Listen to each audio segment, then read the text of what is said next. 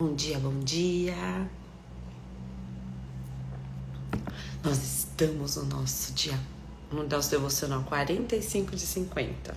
Só falta esse mais 4. E hoje a gente vai falar sobre a nossa paternidade, a nossa filiação em Deus. E isso acontece por meio do Espírito Santo. A gente vai ler em Romanos 8, 12 e 17. Então vamos lá. Vocês não percebem que não devemos 1 centavo à velha vida, na qual a pessoa tem que fazer tudo por si? Não há nada nessa vida para nós, nada mesmo. O melhor a fazer é dar a ela o enterro definitivo e engajar na nova vida. O Espírito de Deus nos chama. Há muito a fazer e há lugares para conhecer. A vida da ressurreição que vocês receberam de Deus não é vazia. Perdi. Nela há uma constante expectativa de aventura que sempre pergunta para Deus: e aí, Pai? E agora? O que nós vamos fazer? Como crianças fazem. O Espírito de Deus entra em contato com o nosso espírito e confirma a nossa identidade. Sabemos quem Ele é e sabemos quem somos, pais e filhos. Sabemos também que vamos receber o que está por vir, uma herança inacreditável. Iremos passar pelo que Cristo passou. Se enfrentarmos momentos difíceis com Ele, então é certo que com Ele passaremos momentos inesquecíveis. Olha que lindo, né? Maravilhoso. E tudo isso para falar o quê? Qual é o ponto-chave que a gente quer falar? Sobre nós sermos pais e filhos. Nós sermos filhos de Deus. E quem torna isso possível? A ação do Espírito Santo. Aqui ele fala o seguinte, né? Paulo está falando para a igreja de Roma e ele está mandando essa carta para eles e falando o seguinte: olha, existe um divisor de águas. Antes de Deus na nossa vida e depois de Deus na nossa vida, né? E na realidade assim, sobre a nossa perspectiva, né? Porque sobre a perspectiva de Deus não existe essa divisão antes de Deus na nossa vida, porque Ele nos criou. E a palavra fala que Ele já nos amava antes mesmo da gente saber quem Ele era, né? Então a gente está falando aqui sobre a perspectiva humana. Antes, a gente estava sob a influência de um reino, o reino do pecado e da morte. E esse reino, o ser humano, ele entrou em contato com esse reino, ele passou por esse lado, vamos dizer assim, quando? Lá no Éden. Lá quando a desobediência de Adão e Eva aconteceu. Ali, Deus alertou que se eles comessem do fruto, aquilo os levaria à morte. E a morte o quê? A morte espiritual, né? Essa divisão que houve com Deus. Mas Deus, em sua infinita sabedoria e onisciência, antes mesmo daquilo já sabia do plano maravilhoso. Aliás, do plano, né? Que Ele tinha que executar. E para nós, que plano maravilhoso. Da salvação por meio do sacrifício de Jesus. E a salvação nos torna isso possível. Nos reconciliarmos, a gente voltar para o plano original que Deus apresentou ao homem lá no Éden, que é haver uma vida conectada com Deus. E isso lá no Éden aconteceu como? Quando Ele soprou o fôlego da vida nas narinas de Adão. E que fôlego era esse? O Espírito dele, né? Então vamos pensar o seguinte: quando nós reconhecemos o sacrifício de Cristo e encontramos nele o senhorio e a salvação das nossas vidas, é como se o sopro de Deus voltasse, vamos pensar como soprou nas narinas de Adão. Isso acontece conosco por meio da entrada do Espírito Santo para habitar em nós. E aí a gente sai de uma condição de criatura de aqueles que foram criados por Deus e somos transportados, como diz lá em Colossenses, ao reino do Filho do seu amor. E esse reino, nesse reino, aliás, qual é a nossa posição? Filhos. Olha que incrível. E isso acontece, gente, de uma forma que espiritual, né? Então, quando você toma essa decisão, que você crê no seu coração, que Jesus morreu, se sacrificou, ressuscitou por você, isso você, seu espírito ressuscitado. Porque Paulo fala, antes nós estávamos mortos, nossos delitos e pecados. E ele fala o seguinte, né? A gente não deve 1 centavo para essa velha vida. O sacrifício de Jesus é completo. E aí a gente sai de um lugar que tudo pra gente conseguir algo é por meio do merecimento. E a gente é transportado para um lugar de plena graça. Ou seja, a gente é transportado por algo que a gente não merece, que a gente não tem que fazer algo para merecer. E isso é uma relação muito parecida com os nossos filhos. Vamos trazer isso para uma relação humana para ficar fácil para a gente entender. Nada que o nosso filho fizer vai fazer a gente amar mais ou menos. Existem momentos de disciplina, existem momentos em que você precisa usar autoridade e disciplinar seu filho, mas isso não mexe no amor que você tem por ele. Isso não afeta o amor que você tem por ele. Então, você não dá um presente de aniversário pro teu filho porque ele merece.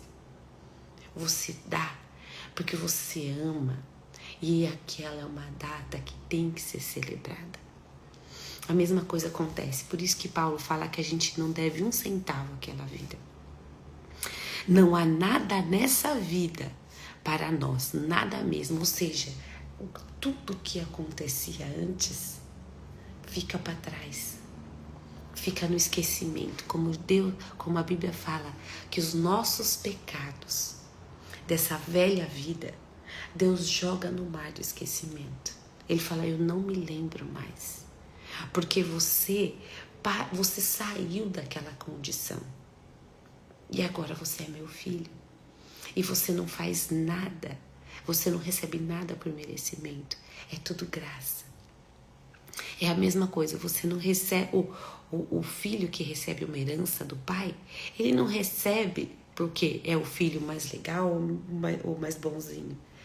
Ele tem direito à herança simplesmente por ser filho. E aí ele fala, e o Espírito de Deus nos chama, há muito para fazer e lugares para conhecer. Essa sensação de aventura com o nosso Pai. A vida da ressurreição que vocês receberam de Deus não é vazia. Nela há uma constante expectativa de aventura, que sempre pergunta para Deus, e agora, Pai? O que nós vamos fazer? Isso remete à vida guiada pelo Espírito, né? Lá quando Jesus fala com Nicodemo sobre o Espírito, ele compara o Espírito ao quê? A ação do vento, que a gente não sabe de onde veio e nem para onde vai. É essa mesma sensação de aventura, né? Pai, a gente fez tal coisa, e agora? O que a gente vai fazer? É como aquele... Eu não sei quem viu aquele filme do Dia do Sim, que os filhos fazem um combinado com os pais e naquele dia os pais estão proibidos de falar não, né? Então começa uma aventura gigante. E eles aprendem, né? A preciosidade e o valor do não. Mas ok. E aí ele fala, o Espírito de Deus entra em contato com o nosso espírito e confirma a nossa identidade. Ou seja, é o Espírito Santo que nos traz a segurança da nossa identidade, que nos traz a segurança de que nós somos filhos de Deus. Em outra versão, ele fala sobre o Espírito Santo testifica que nós somos filhos de Deus. Sabemos quem Ele é e sabemos quem somos, nosso Pai e filhos. Cadê? Ai, gente, eu tô sem óculos, então perdoa, tá?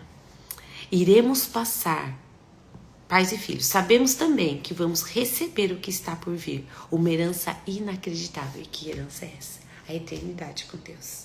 Gente, o Espírito Santo, ele traz essa certeza no nosso coração. E é algo que tem que ser trabalhado, tá? Tem que ser trabalhado. O ser humano, às vezes, ele precisa fazer um trabalho na sua mente para que isso, né? Para que ele possa agir na segurança disso. É terrível, mas é verdade, né? E a pastora Érica aqui, que é o nosso devocional base, ela fala algo muito, muito interessante. Embora essa realidade seja transformada, que realidade é essa? A realidade de criatura para filiação por meio da adoção. Embora essa realidade seja transformada no momento em que somos salvos por Cristo, muitas vezes nossa mente ainda insiste em nos fazer sentir como aquela criança acuada, que observa os outros sendo adotados enquanto acredita que o seu dia nunca chegará. O tão conhecido vazio da alma humana. E eu vou dar um exemplo muito assim, verdadeiro na minha vida. Eu tenho uma amiga. E essa amiga, ela é incrível. Porque ela me conta as conversas que ela tem com Deus, que você fica assim, gente, que menina ousada. Então, por exemplo, ela tem a consciência tão grande, tão plena, que Deus é o pai dela, que os papos que ela bate com Deus, não é um papo assim desrespeitoso, não é isso que eu quero dizer, mas é um papo no sentido assim, pai, como assim, sabe? Ela pede alguma coisa, né? E ela fala assim, Deus, ela tava lá fazendo uma campanha por uma pessoa que ela ama muito, muito querida. Então ela falou assim, ela fazia jejum, e os jejuns dela são os melhores, tá? Ela faz jejum de batata frita, ela faz jejum de refrigerante. Tá vendo como eu falo que o jejum, que você tem que escolher o jejum que pega pra você, entendeu? Pra mim, se eu fosse ficar sem refrigerante, sem batata frita, ia ser moleza. Pra ela, não. Então ela tá certíssima. Pra mim, eu fiz doce café, cada um com seu jejum. E ela fala assim, ela chegou a um ponto que ela falou o seguinte, olha, Deus, eu já fiz muito jejum pro fulano de tal, eu já fiz muito jejum pra ciclana, eu já fiz muito jejum ali pra me colocar numa posição de brecha, intercessão para aqueles dois lá, para aquelas pessoas. Agora, cansei, tá? Aquelas bênçãos que eu queria que o senhor mandasse para eles, vocês podem mandar tudo para mim. Ou se não, quando ela precisa de uma coisa, ela fala, Deus, você não tá entendendo. Eu tô precisando daquilo. Como se não tivesse, né? Mas é um diálogo de intimidade. É isso que eu quero ressaltar, sabe? Que tem horas que eu falo assim, gente, como ela é ousada. Como ela é ousada. Tem hora que ela fala com Deus numa ousadia da consciência da paternidade, que eu também trabalhar em mim. Porque esses dias no meu discipulado eu tava falando, gente, eu não sou pidonche para Deus. E eu estou exercitando em mim a consciência da paternidade de Deus na minha vida. Tem coisas que eu sei que eu preciso e que eu não tenho coragem de ficar pedindo para Deus, não. Ai, Deus sabe que eu preciso. Mas essa ousadia que a minha amiga tem, me falta. Porque a palavra de Deus fala que nós podemos chegar na sala do trono, junto ao trono de Deus, com ousadia. E uma ousadia que a gente vê que só filho tem. Vamos imaginar um palácio na vida real, tá? Todo rei tem seus filhos naturais mesmo, né? Não só, eles são ao mesmo tempo súditos, mas filhos. Ou um presidente da república com filhos pequenos. E aí vamos lá, vamos pensar lá na rainha da Inglaterra lá que faleceu. Ela teve, acho que 3 ou 4 filhos, não foi só o rei agora, né? O William. Ai, gente, o Charlie, confundo. Bom, e aí o que acontece? Você pode imaginar que aquela mulher foi uma das rainhas por mais tempo, né? Eu não sei quais filhos, ou se ela já tinha filhos quando ela foi coroada rainha. Se ela foi coroada antes ou depois de ser mãe. Mas com certeza, alguns filhos nasceram depois que ela já era rainha. E você consegue imaginar ela lá sentada no escritório dela, tendo alguma reunião, alguma coisa? Não é difícil a gente imaginar um filho dela de 3, 4 anos entrando, correndo para conversar com ela, interrompendo ela com aquele assunto big importante diante do que ela estava fazendo sobre decisões do país, entrando na sala dela e falando: mãe, você não sabe o que aconteceu, sei lá, eu pisei numa formiga me picou. Para a criança, aquilo é uma big coisa. E ela, como mãe, atendendo aquela criança, ou com, sei lá, com o joelho ralado. Mãe, eu ralei meu joelho. E vai, que ele quer a mãe. E ela entra com a ousadia, com a intimidade da paternidade, da maternidade ali, e interrompe uma reunião tão importante para falar do seu filho, do seu joelho ralado. E ela, como mãe, apesar de ser rainha, não acolhia aquele filho. Não é algo que é fácil a gente imaginar. Então, quando a gente vê na Bíblia essa coisa de nós podemos entrar e chegar ao trono da graça, que é o trono de Deus, com essa ousadia, eu imagino essa cena. Essa cena de você poder entrar na sala do trono, falar de um joelho ralado, enquanto o nosso Deus está cuidando da paz mundial. É isso. Quando o nosso Pai está fazendo algo tão importante, Ele para, olha para nós, cuida do nosso joelho ralado, diante de tantas coisas que Ele precisa fazer. Porque Pai é assim. E essa situação só é possível pela ação do Espírito Santo na nossa vida, nos trazendo a convicção da paternidade de Deus. E assim como Deus tem trabalhado isso na minha vida, porque é algo que Ele me trouxe por palavra de conhecimento, Ele ia mostrar para mim a paternidade dEle. É algo que eu convido a você deixar o Espírito Santo trabalhar isso em você também. A gente chegar a esse ponto e falar: e agora, Pai, o que nós vamos fazer? Para onde o Senhor vai me levar? Para que aventura a gente vai viver junto? Essa é uma aventura que só o Senhor, nosso Pai, proporciona. Não é isso? Vamos pensar que Ele é aquele pai que fala: filho, vamos comigo em tal lugar, vamos lá na sorveteria. E aí, primeiro a criança tá lá brincando descalço e ele fala: vai lá pôr o sapato. E ele tá ali no carro, esperando você. Você tá lá, pondo o sapato, pensando: ai meu Deus, que sorvete que eu vou tomar, que confeito eu vou pôr no sorvete. É essa aventura. Você não sabe o que vai acontecer. Porque aqui fala, né? Iremos passar pelo que Cristo passou. Tem uma parte ali intensa, forte. Se enfrentamos momentos difíceis com Ele, porque Deus não nos prometeu uma vida perfeita, nós ainda temos uma questão aqui. Então é certo que passaremos momentos inesquecíveis. Não é maravilhoso? Vamos deixar isso trabalhar em nós. Que, gente, eu tô fazendo isso, é verdade, tá? Eu tô usando aquela minha amiga lá como referência de relacionamento com o Pai.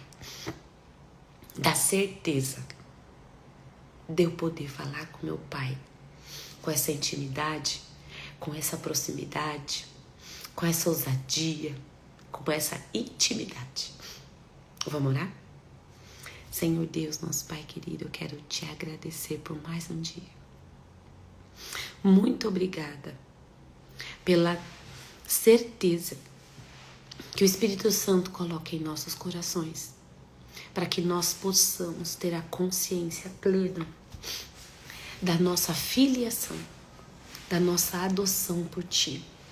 Pai, eu quero te pedir para auxiliar-nos no trabalho de mentalidade que muitos de nós precisamos fazer, de chegar a Ti como nosso Pai, um Pai completo, não um Pai distante, um Pai longe, um Pai ocupado demais para ouvir a nossa conversa, mas um Pai que para tudo, para ouvir o nosso joelho ralado, para ouvir as nossas aventuras, para atender os nossos pedidos e para nos acolher e nos abraçar em momentos de tristeza, de frustração, em momentos em que nós precisamos desabafar e trazer a Ti aquilo que pesa em nossos corações. Pai, nós sabemos que o Senhor é completo, é um Pai completo, é um Pai perfeito e nós podemos com alegria nos achegar a Ti e termos o acolhimento que precisamos. Pai, ajuda-nos a viver a aventura do hoje. A aventura de hoje, uma segunda-feira, em que a gente ainda não sabe o que vai acontecer, mas que uma certeza nós temos, a certeza da Tua companhia ao nosso lado. E em nós, por meio do Teu Espírito Santo. Essa é a nossa oração hoje, Pai. Em nome de Jesus. Amém. Tchau, tchau, gente. Bom dia.